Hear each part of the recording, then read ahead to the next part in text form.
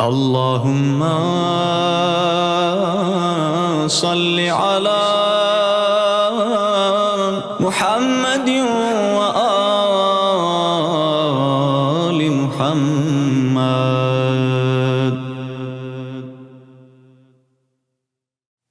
بسم الله الرحمن الرحيم.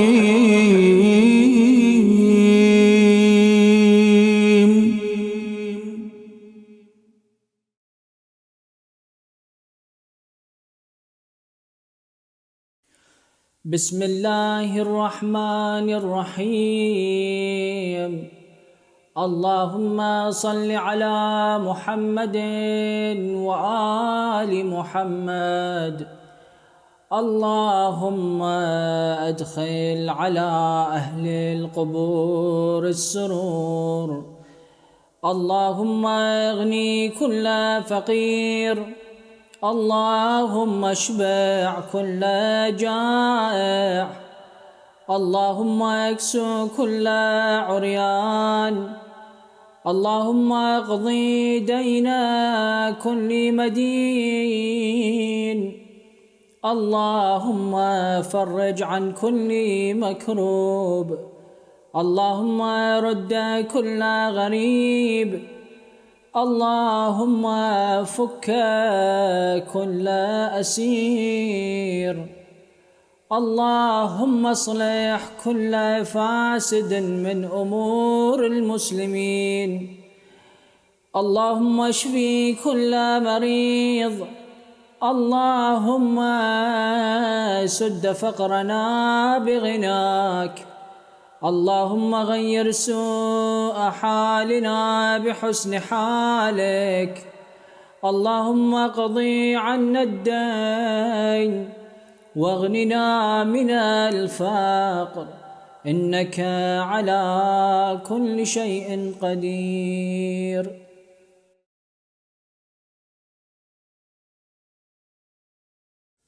بسم الله الرحمن الرحيم.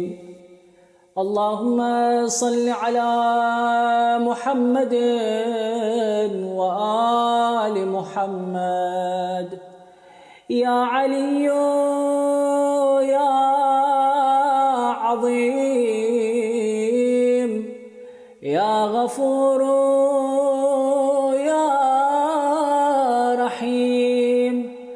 أنت الرب العظيم الذي ليس كمثله شيء، وهو السميع البصير. وهذا شهر عظمته وكرمته وشرفته وفضلته على الشهور، وهو الشهر الذي فرضت صيامه علي، وهو شهر رمضان الذي أنزلت فيه القرآن هدى للناس وبينات من الهدى والفرقان. وجعلت فيه ليلة القدر وجعلتها خيرا من 1000 شهر. فيا ذا المن ولا يمن عليك، من علي بفكاك رقبتي من النار فيمن تمن عليه، وادخلني الجنة برحمتك يا أرحم الراحمين.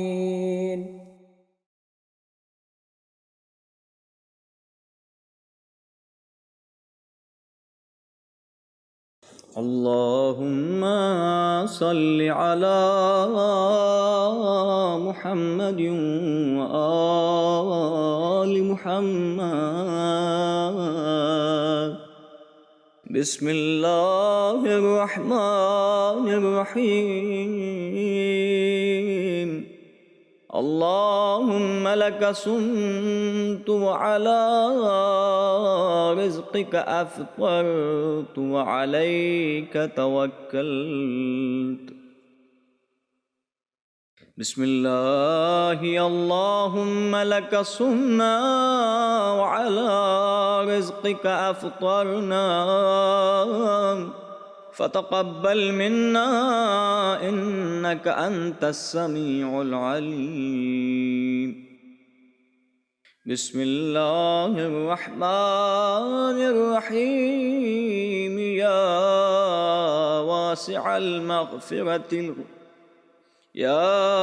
واسع المغفرة اغفر لي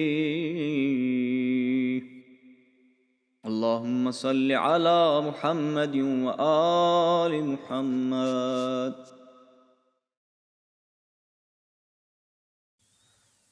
بسم الله الرحمن الرحيم اللهم صل على محمد وآل محمد اللهم إني أفتتح الثناء بحمدك وأنت مسدد للصواب بمنك وأيقنت أنك أنت أرحم الراحمين في موضع العفو والرحمة وأشد المعاقبين في موضع النكال والنقمة وأعظم المتجبرين في موضع الكبرياء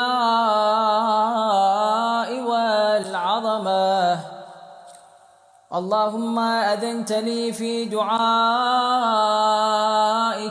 ومسألتك فاسمع يا سميع مدحتي وأجب يا رحيم دعوتي وأقل يا غفور عثرتي فكم يا إلهي من كربة قد فرجتها وهموم قد كشفتها وعثرة قد أقلتها ورحمة قد نشرتها وحلقة بلاء قد فككتها الحمد لله الذي لم يتخذ صاحبة ولا ولدا ولم يكن له شريك في الملك ولم يكن له ولي من الذل وكبره تكبيرا الحمد لله بجميع محامده كلها على جميع نعمه كلها الحمد لله الذي لا مضاد له في ملكه ولا منازع له في أمره الحمد لله الذي لا شريك له في خلقه ولا شبيه له في عظمته الحمد لله الفاش في الخلق أمره وحمده الظاهر بالكرم مجده الباسط بالجود يده الذي لا تنقص خزائنه ولا تزيده كثرة العطاء إلا جودا وكرما إنه هو العزيز الوهاب اللهم إني أسألك قليلا من كثير مع حاجة بي إليه عظيمة، وغناك عنه قديم، وهو عندي كثير، وهو عليك سهل يسير. اللهم إن عفوك عن ذنبي، وتجاوزك عن خطيئتي، وصفحك عن ظلمي، وسترك على قبيح عملي، وحلمك عن كثير جرمي عندما كان من خطئي وعمدي. أطمعني في أن أسألك ما لا أستوجبه منك الذي رزقتني من رحمتك، وأريتني من قدرتك، وعرفتني من إجابتك، فصرت أدعوك آمنا، وأسألك مستأنسا لا خائفا ولا وجلا، مدلا عليك فيما قصدت فيه إليك، فإن أبطأ عني عتبت بجهلي عليك، ولعل الذي أبطأ عني هو خير لي لعلمك بعاقبة الأمور. فلا أرى مولا كريما أصبر على عبد لئيم منك علي. يا ربي إنك تدعوني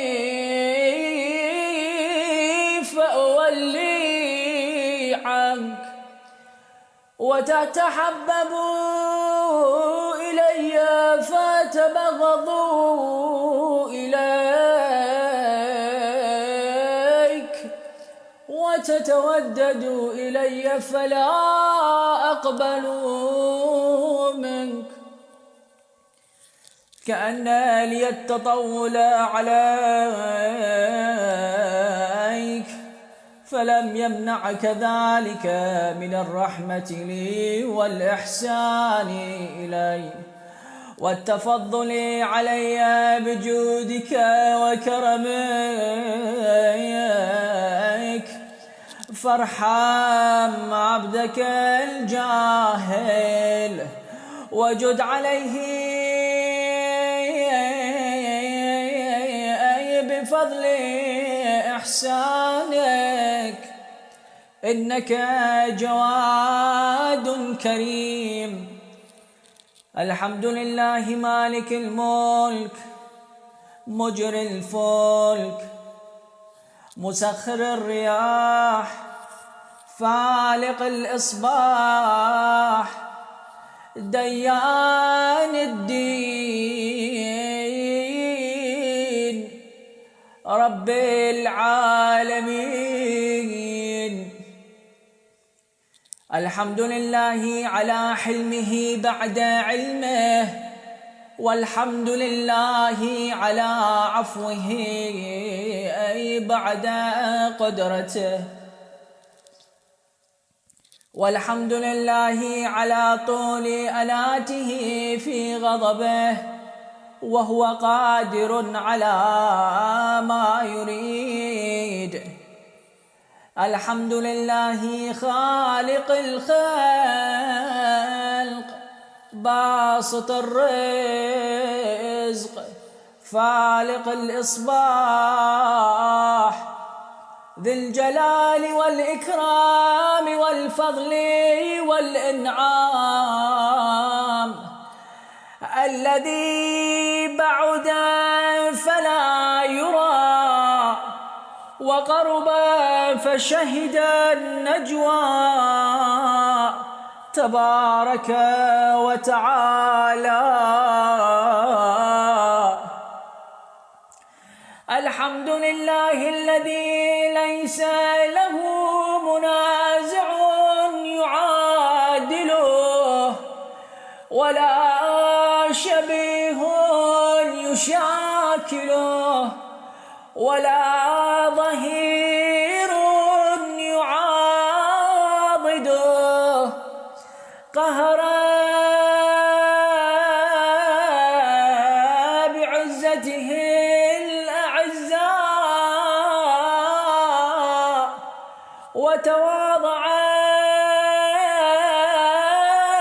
لعظمته العظماء فبلغ بقدرته ما يشاء. الحمد لله الذي يجيبني حين أنادي ويستر علي كل عورة وأنا أعصيه ويعظم النعمة علي فلا أجازيه. فكم من موهبة هنيئة قد أعطاني وعظيمة مخوفة قد كفاني وبهجة مونقة قد أراني فأثني عليه حامدا وأذكره مسبحا. الحمد لله الذي لا يهتك حجابه ولا يغلق بابه ولا يرد سائله ولا يخيب آمله. الحمد لله الذي يؤمن الخائفين وينجي الصالحين ويرفع المستضعفين ويضع المستكبرين ويهلك ملوكا ويستخلف آخرين. والحمد لله قاسم الجبارين مبير الظالمين مدرك الهاربين نكال الظالمين صريخ المستصرخين موضع حاجات الطالبين معتمد المؤمنين.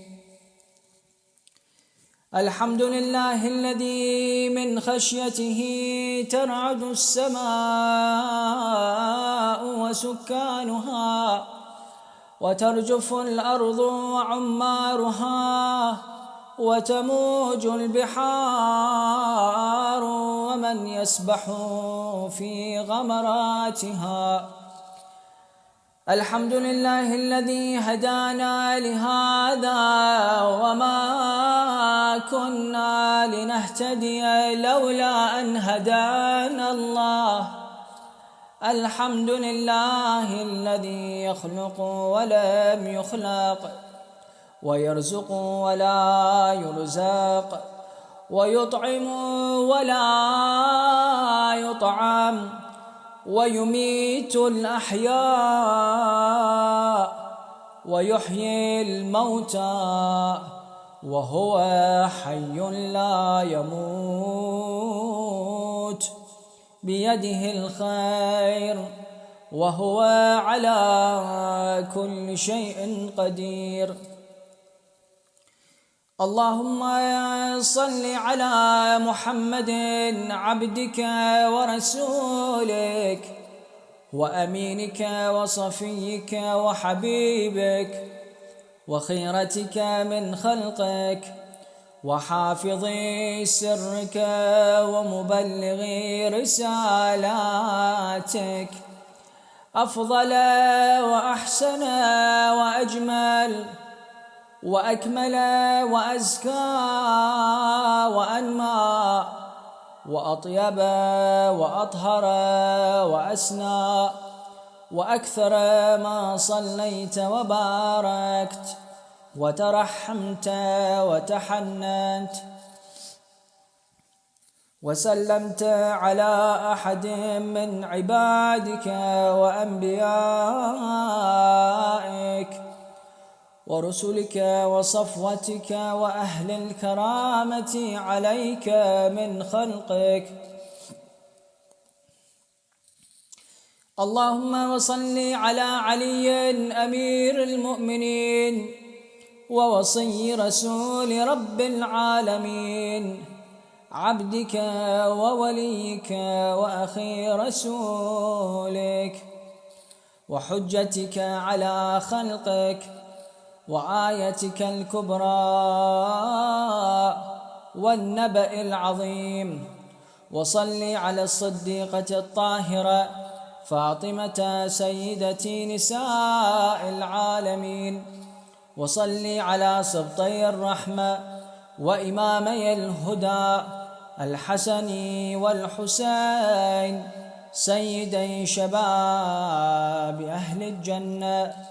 وصل على أئمة المسلمين علي بن الحسين ومحمد بن علي وجعفر بن محمد وموسى بن جعفر وعلي بن موسى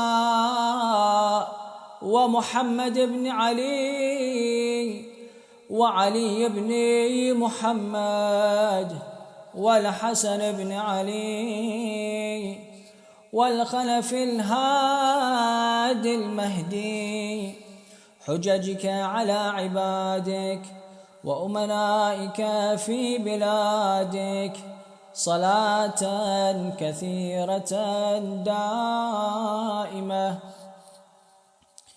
اللهم وصل على ولي أمرك القائم المؤمل والعدل المنتظر وحفه بملائكتك المقربين وأيده بروح القدس يا رب العالمين.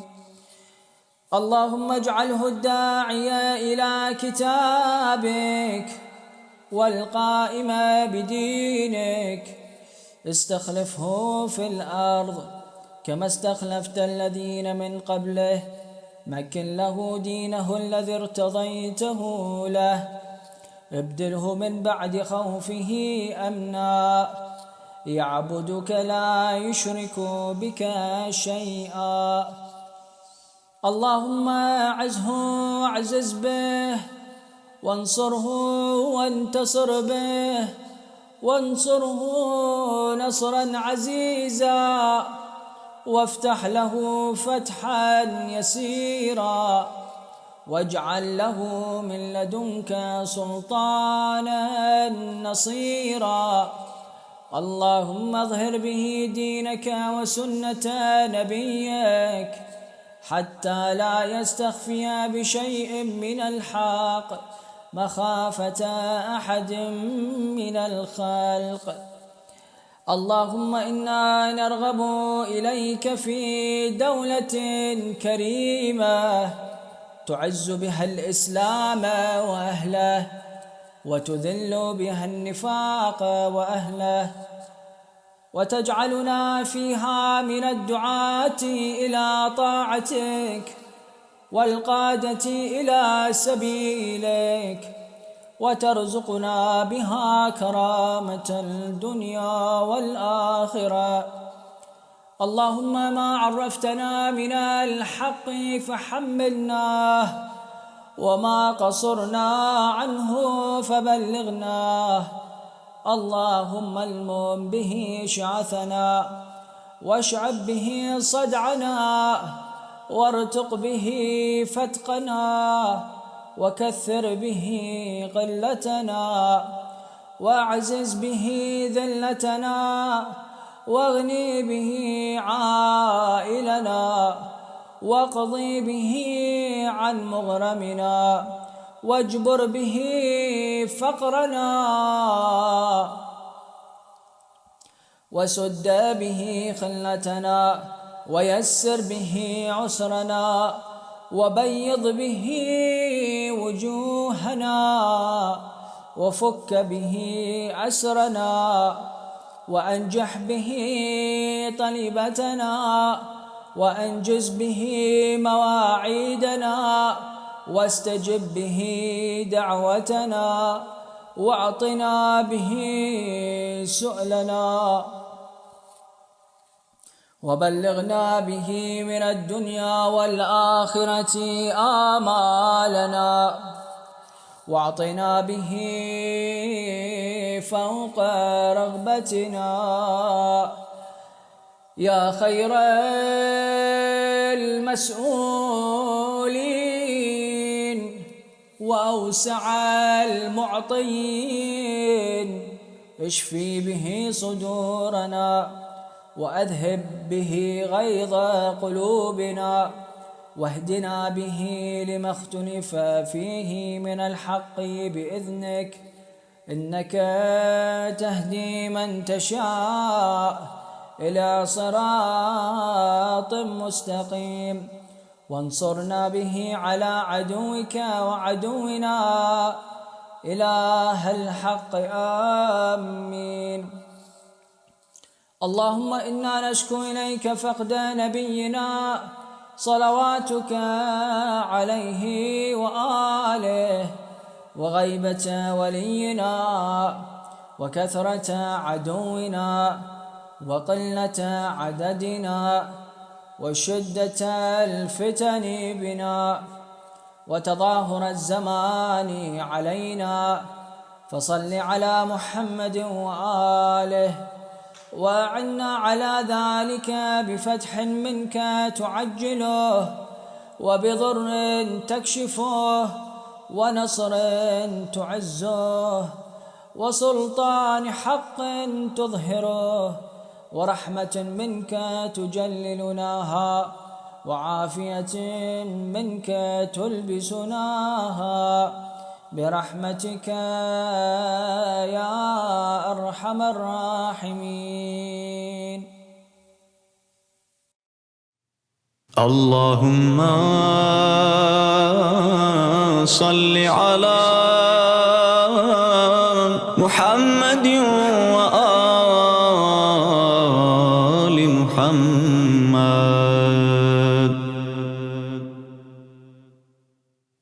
بسم الله الرحمن الرحيم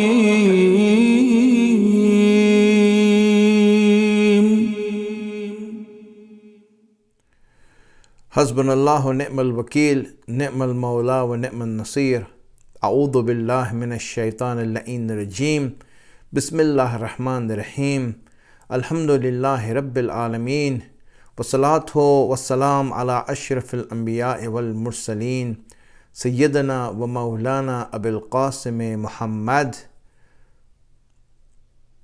وعلى آله الطيبين الطاهرين المعصومين سيما بقية الله الأعظم روحي وأرواح العالمين له الفداء رب اشرح لي صدري ويسر لي أمري واحلل عقدة من لساني يفقهوا قولي. So, getting back to the question that I want to talk to you, it's an interesting question, right? It is from Chicago, this brother writes from Chicago that, we hear about the Imam and we do believe in the Imam, but, there's no sense of urgency or need that we feel.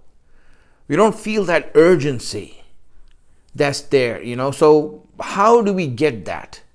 What do we do in order to achieve that? So I think it's a really interesting question, because it's true that many of us obviously believe in the Imam and we love the Imam, we respect him, and we are waiting for him. It's not even that we are not waiting for him, but the sense of urgency doesn't seem to be there within us.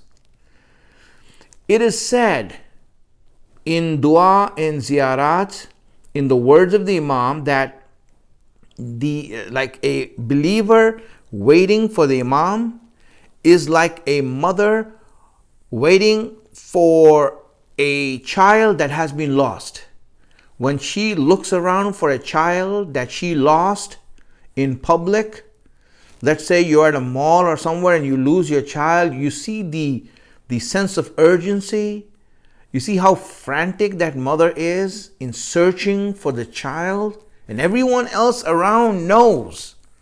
I mean, they can feel that sense of urgency, and they also get affected by that.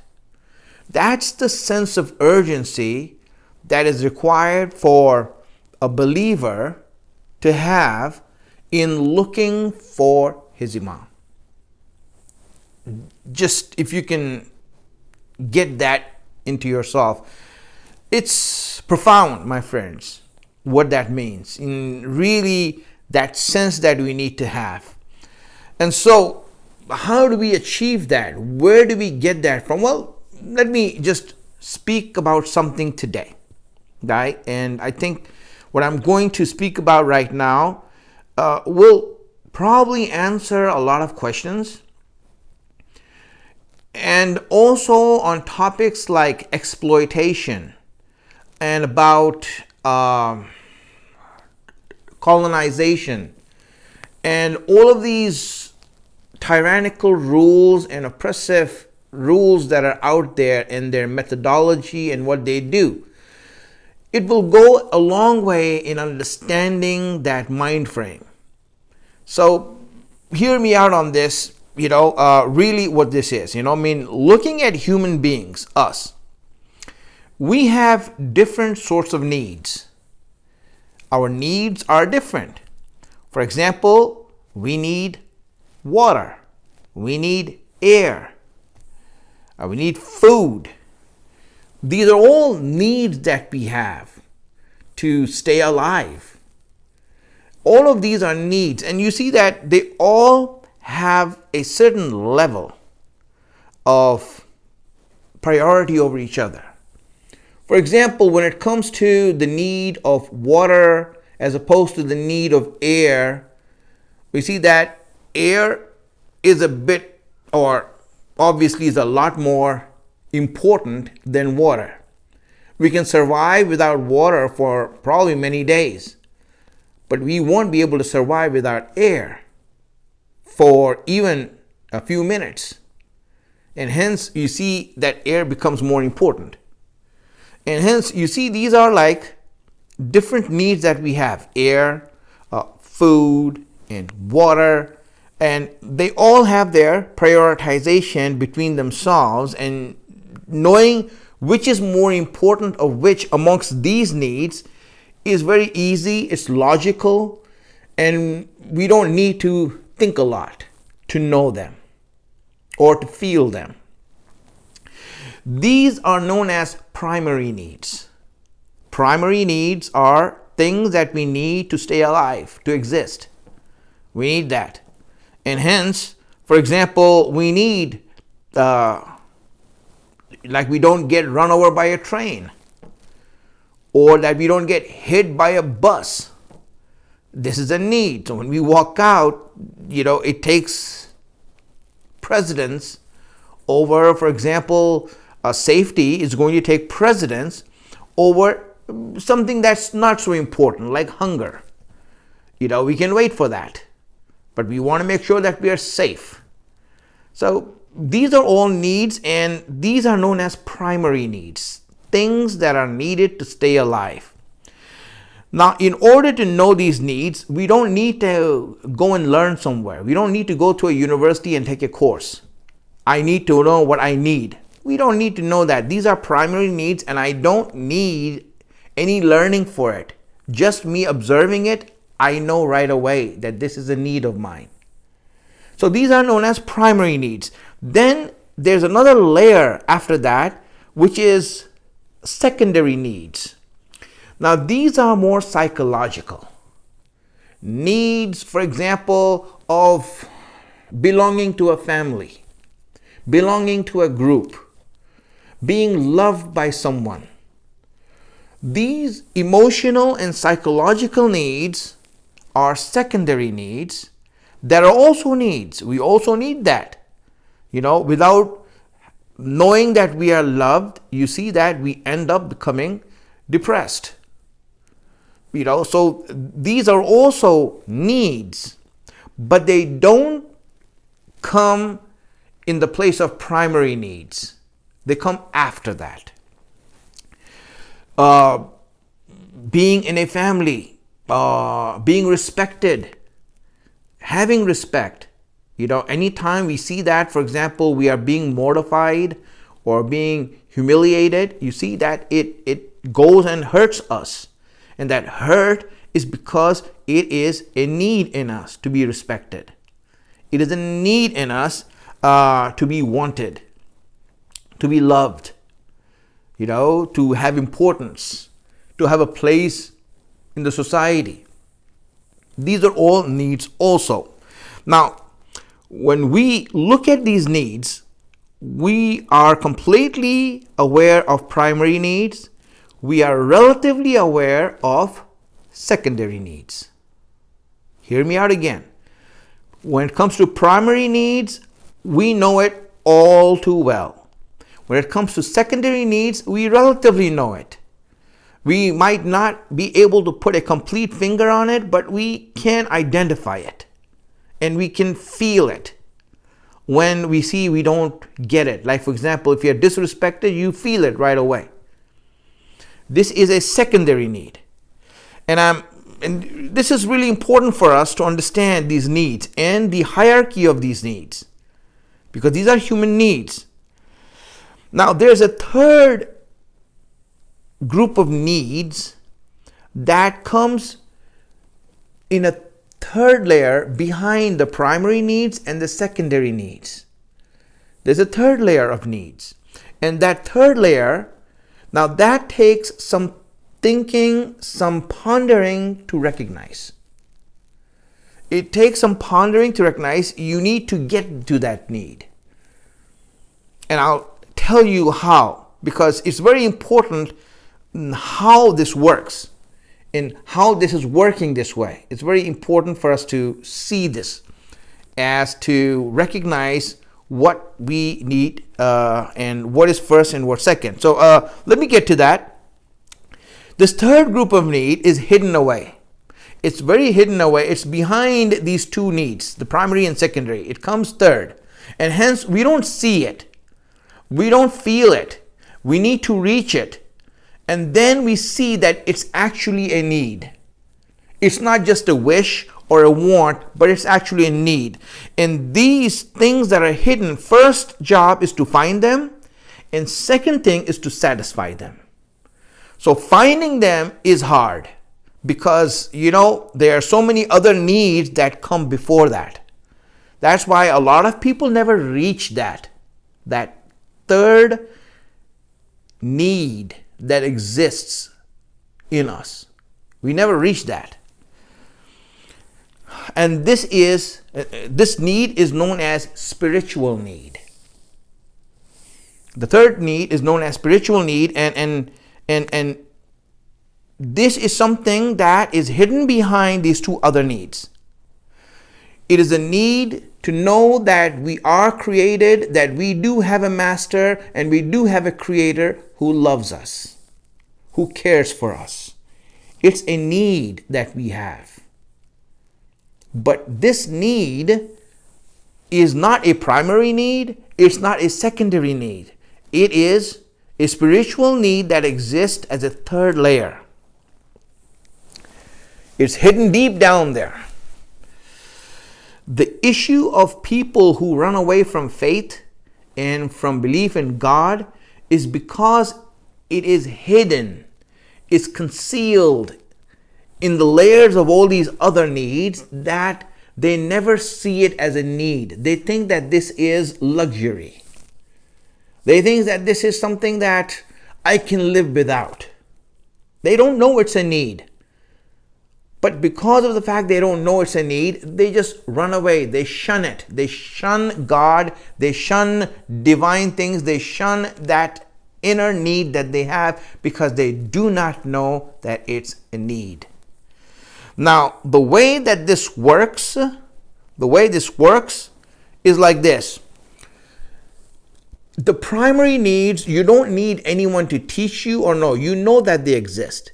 And as long as you have primary needs, then secondary needs, which are emotional needs, are irrelevant. For example, if you can't breathe right now and you are dying because of lack of air, you're not worried about being loved by someone. You're not worried whether your wife likes you or not. That's not even in your mind right now. You're just trying to survive. If you're drowning in the water and you see that you're drowning and you're going to die, you're not worried if you're being respected or not in the society. It doesn't matter anymore.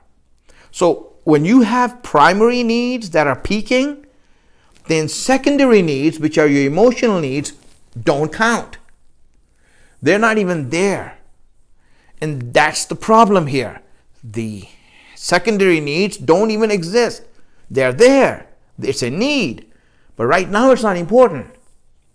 And then the same thing applies, that if your secondary needs are peaking, if you have emotional needs of being wanted and being respected and all of these needs that you have there, when you see that need as a need and it's peaking, then your spiritual needs right now are not important. When you are depressed, when you are intoxicated because of emotional imbalance, because of psychological problems, then truly your relationship with Allah is really irrelevant for you right now. It's insignificant for you right now. You're not even paying attention to it. Because right now you're going through a depression. Right now you're going through this problem that you have. And you need to solve it. Now, here is what happens when you take care of your primary needs and they're safe. You're alive and well. And then when you take care of your emotional needs and you are protected of that, then you will see that this third need, spiritual needs, becomes a reality in your life. It becomes a reality in your life. Then you will see that I need God. You see, when you survive the primary needs, you're alive. When you survive the emotional needs, you're happy to an extent. You find some sort of satisfaction, some sort of happiness. But after finding that happiness, and then you still see a vacuum in your life, and you will see that vacuum in your life, and you will see that emptiness in your life, that's when you will realize that the hiddenmost need that you really have, just like you need water and air, just like you need love and attention, is that you need a relationship with your Master and Creator. Then you will realize, and it will become an actual need for you. And when you feel that need, of Allah in your life, when you feel the need of your Master in your life, and you feel the need of His mercy and compassion in your life, then everything else, all the other needs, the primary needs and secondary needs, you're ready to sacrifice. People who felt the need of Allah in their life, it doesn't matter to them now whether they live in this world or they don't live. It doesn't matter to them anymore. They have transgressed, they went beyond that. They find happiness in every situation. They will be happy in every situation because they felt the real need of a human being. Allah kept His need hidden away under all these things so that we can reach it. And once we reach it, then we sacrifice everything. all attachments of this dunya, all attachments of this world will be sacrificed once you get to that need. So now, if you understood the mechanism of how this works, now when you feel the need of Allah is when you will feel the need of the Imam also. You feel the need of the Imam. I need him. I don't care about air. I don't care about water. I don't care about these things. I need him more than anything. That is going to come when we reach there, when we go beyond these needs. That's why it is said, for example, that the first thing that Islam wants you to do is to take care of your primary needs. Hey, make sure you're safe. That's why you see that the laws of Islam change when the primary needs are in danger. When your life is in danger, haram becomes halal, halal becomes haram. Everything changes. Allah changes His laws in order to accommodate your primary needs. Yes, not for your secondary needs, but for your primary needs. If you are dying, then you know what? Pork is haram or alcohol is haram, but you know what? If you are dying, then you can drink it. It's halal for you. In fact, it becomes wajib to save your life. It becomes wajib then. So you see how it works. Allah is telling you that. Why? Because Allah wants to make sure that your primary needs are met, that you're safe and you're secured and your life is safe. Good. Once your life is safe, now you come to the secondary needs. He says, fulfill those secondary needs. And so, how do you do that? It says, marriage protects half your deen. When you get married, it is a protection of half of your faith. Your relationship with Allah will become protected once you get married. It is a protection for that. Why? Because once you fulfill this second need of being loved, of belonging, and having an identity, having a home, this now will catapult you to the third need, which is Allah. Now you will see and feel. Yes, it doesn't mean that Allah's ideas and His faith, it doesn't come before that. No, it'll come before that also. I'm talking about feeling it as a need.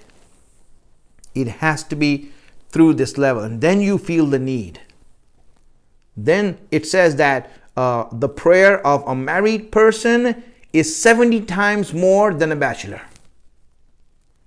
Meaning that when a married person prays, a family man, when he prays, his prayer is 70 times worth more than a bachelor, a single person. Think about it, reflect on it, and then from there we go and see what else we can find. But I'm telling you this to now, when we understood this, how this mechanics work of needs and finding out the innermost need that we have and reaching that, then a person finds and sees Allah, and everything else other than this need becomes secondary for him. Then this person goes beyond the normal thinking person. He becomes a superhuman when he reaches this need and recognizes this need and satisfies this need. Then he becomes a superhuman who can see beyond everything, who can see through the system of kufr, who can see through everything like easily, because he has recognized. And then when he recognizes that, then you see it comes down.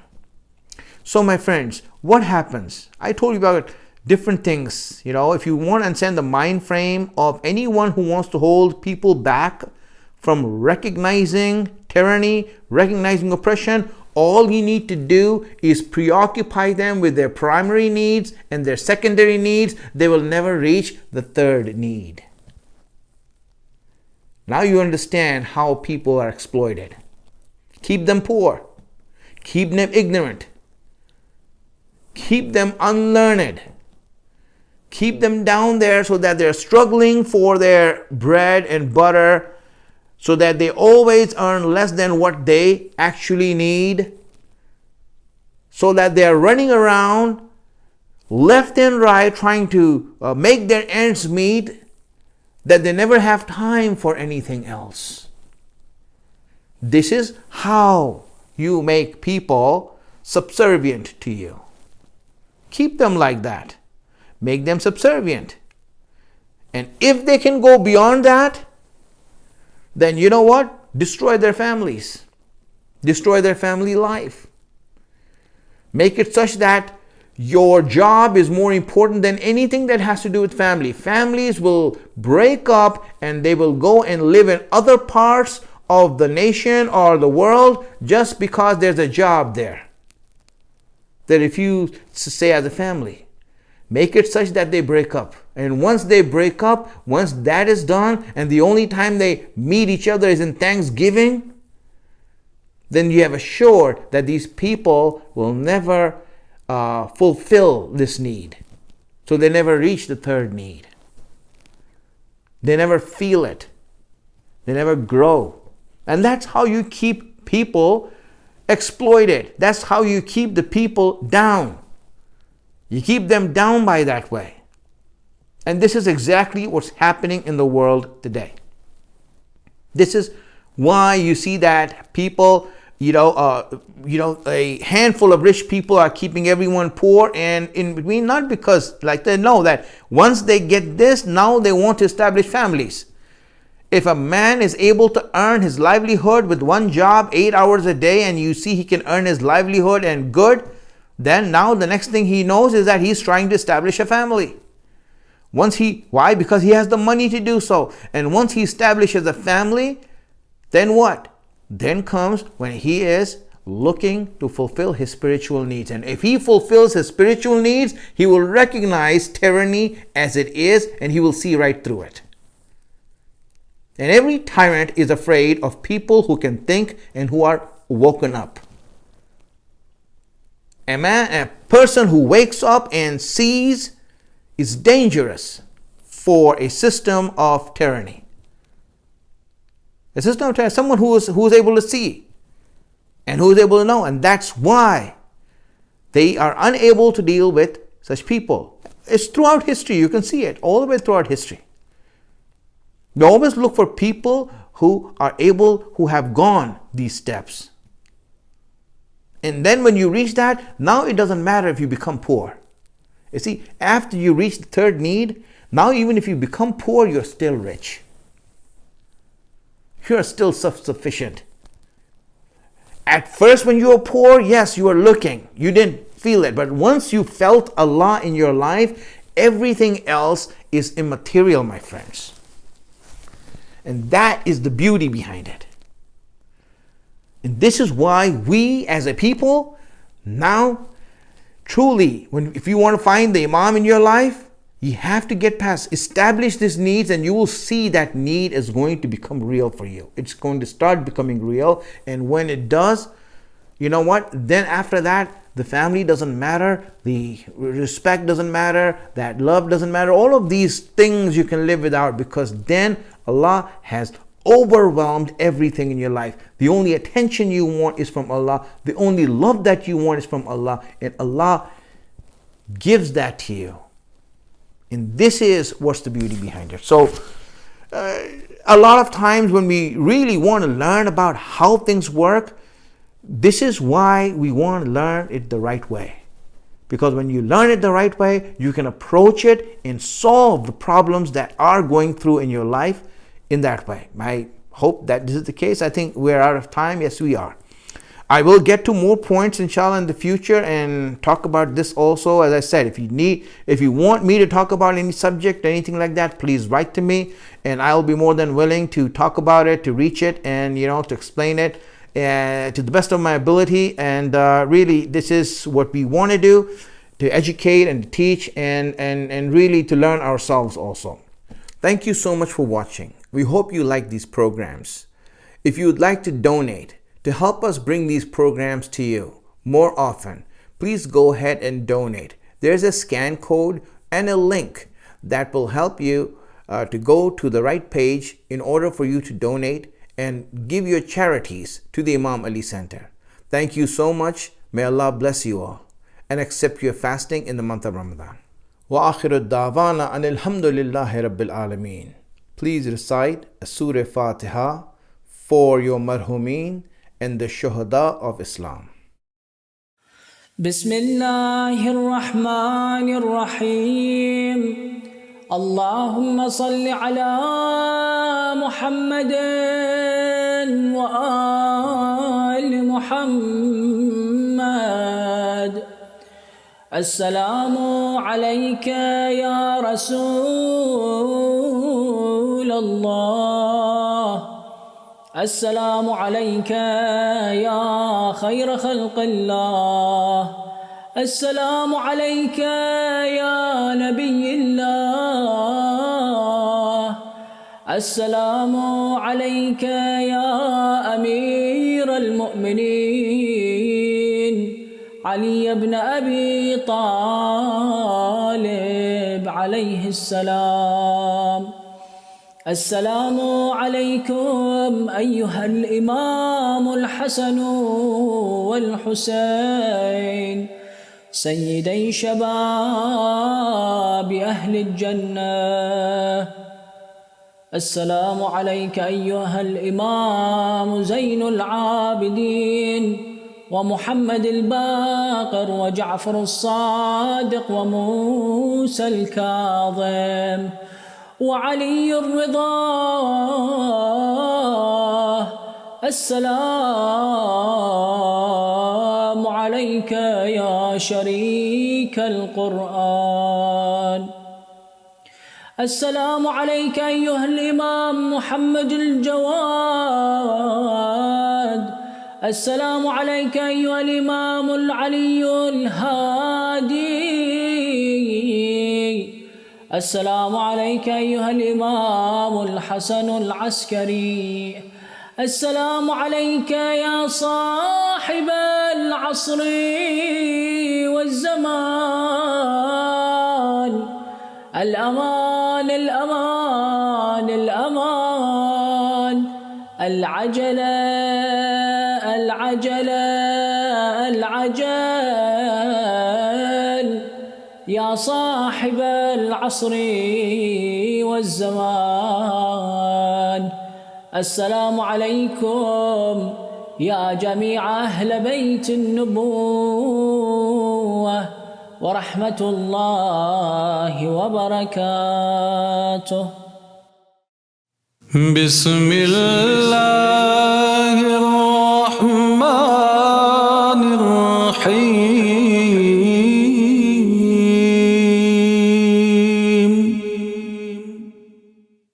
اللهم صل على محمد وآل محمد